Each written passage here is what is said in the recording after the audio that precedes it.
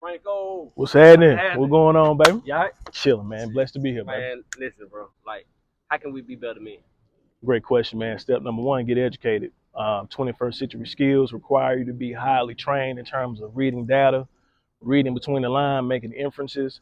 So black men have to be highly trained to read data, right? Understand situations. Number two, get deeply involved in your community, whether that's giving back through scholarships, teaching young men different trades, how to talk to people, how to shake hands, how to look people in the eye. You understand what I'm saying? We got to be able to train our young men coming up so when they get here at their level of adulthood, they're able to handle the challenges that come with that. Step number three, we got to do better by our women. You understand what I'm saying?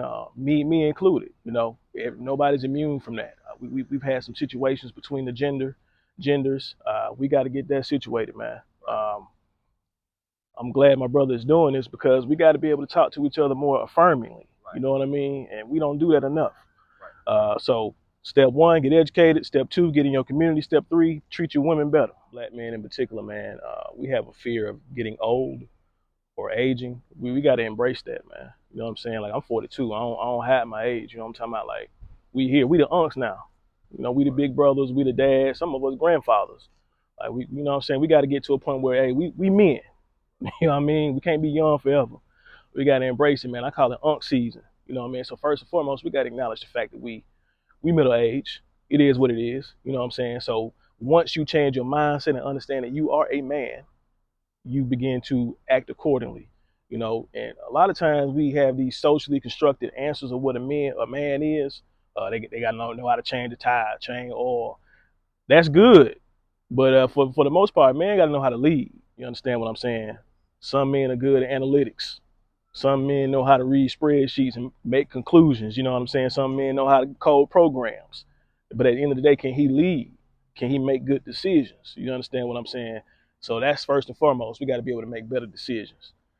Number two, I would say being around other like-minded men who embrace that same mindset.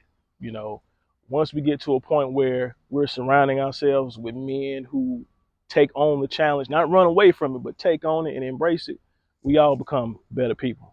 One of the reasons I became active in my fraternity again was because I had to get around like-minded men who like to challenge themselves and see themselves in a higher light. You know what I mean? So when you see that type of stuff, if you a real man, it's gonna push you. It's not gonna intimidate you. It's gonna push you to be better. So we got to, that's step number three. We got to get over that an intimidation factor and envy. Realize we are competitive. We are competitive beings. Embrace it. Be competitive from the standpoint of man, he doing his thing, man. What can I do better? You know what I'm saying? As opposed to man, forget him. You know what I mean? Like I don't like the way he's shining. That should motivate you. That should make you want to do what you got to do to get into a better position. You understand what I'm saying? Because at the end of the day, your legacy is what's gonna speak about you. And you don't want to have that legacy. You was a hater. You somebody you envy folks. You jealous. You know what I mean? Like use that as motivation. That's what real competition is. You striving together. If you look at the Latin word compete, it means to strive together. So it's all right to compete, but you're doing it not from a malicious standpoint. It's like okay, you bring your A game, I got to bring my A game too. You understand what I'm saying? So men got to learn how to compete, but from a healthy perspective. Because at the end of the day, the person that I see that's doing that thing, I don't want them to fall off. Keep going. Because when you fall off, I get comfortable. Everybody need to be striving to get better. You understand what I'm saying? So that's how I feel like we can get back to that family-oriented structure. Everything I talked about deals with yourself first. Improve yourself first. Everything else is going to follow.